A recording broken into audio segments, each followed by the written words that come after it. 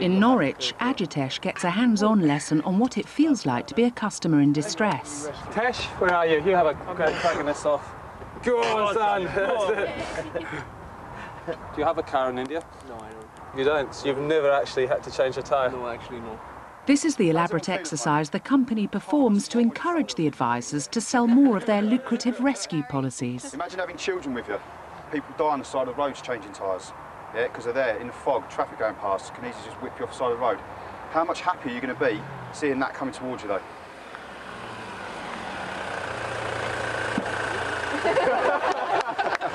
That will make you happy. Not only does Ajitesh not own a car, but it's the first time he's seen a rescue vehicle. Shall we say, to keep it diplomatic. And one of the things we do, or what I do, is go through and tell you what we've got on the van. Obviously, one of the first things you can see is the big red toolbox. Without that, I'll be fairly stuffed. If there's a problem, I'll have your phone number 99% of the time on the MDT, which is the thing in the van, which is the mobile data transmission unit. Do you have breakdown in India? No. You don't have it on your cars out there? No. It's harder to actually understand what people really need it for. Do you know what I mean? If you don't live it, it's harder to sell it, isn't it? Right. Do you not think? Maybe. I can't imagine trying to sell something that I've never experienced before. OK, so what we've done first of all is we've just seen the product and hopefully we've all felt an emotion of what it's like to be outside. It's a bit cold. Yeah, changing tyres not as easy as we all thought it was. And we met Darren, so we have seen the product and we've seen the people doing it.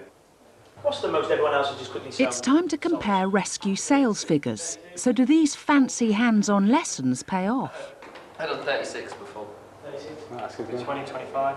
All right, then. Tesh, over to you. Basically, 75 sales a month. That's awesome. 75 policies in a month. That's pretty awesome, man.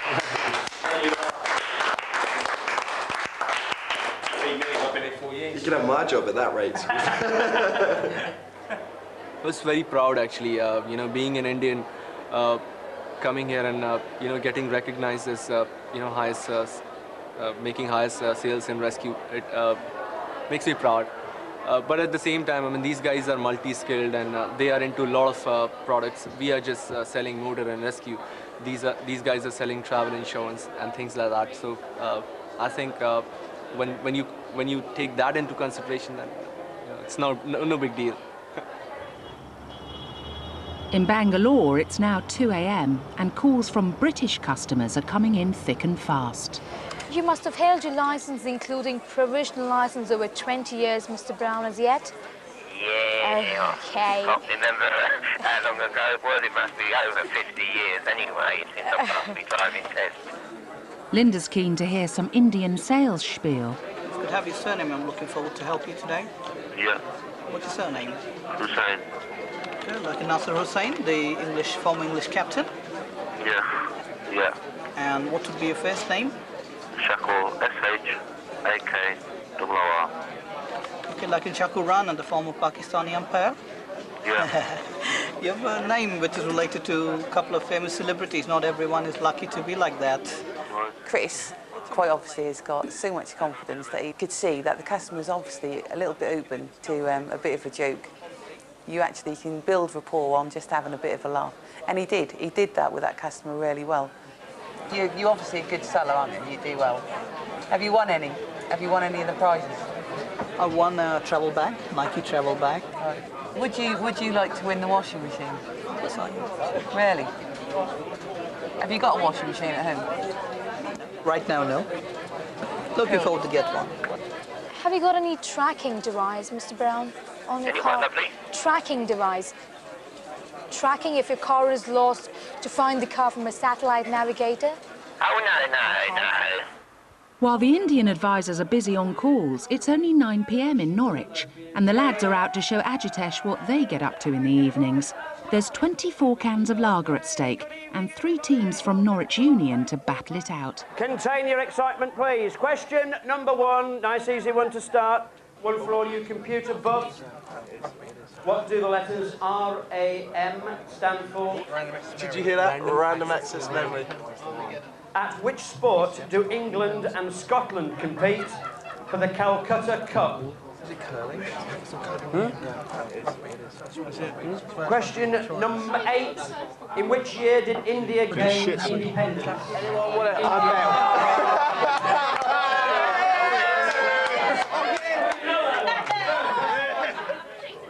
He cheated!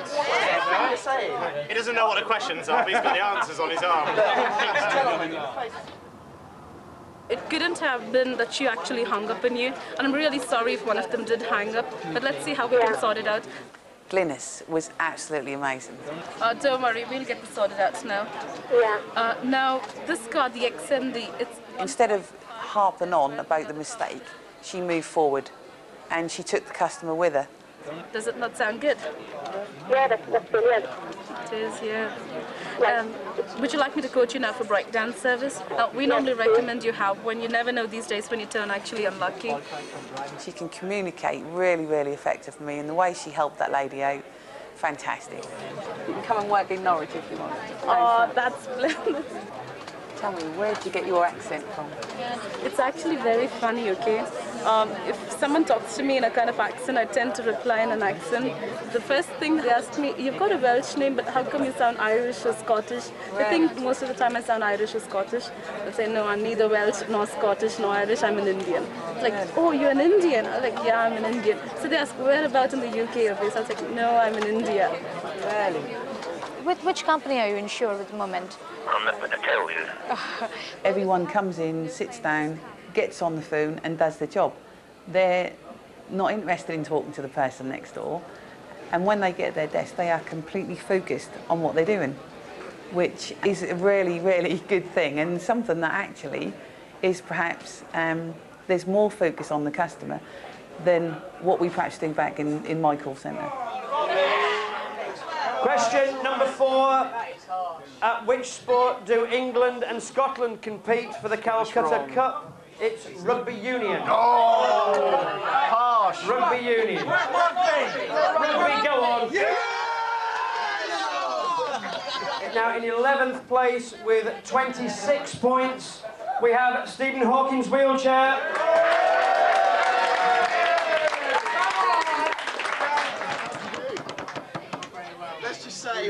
Let's just say we're comfortable. Yeah, Now in 3rd place and leading for a long time, Dave Does Dallas.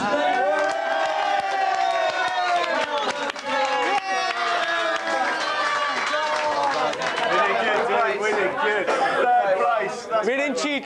We didn't cheat. Well done. We played pretty fucking good.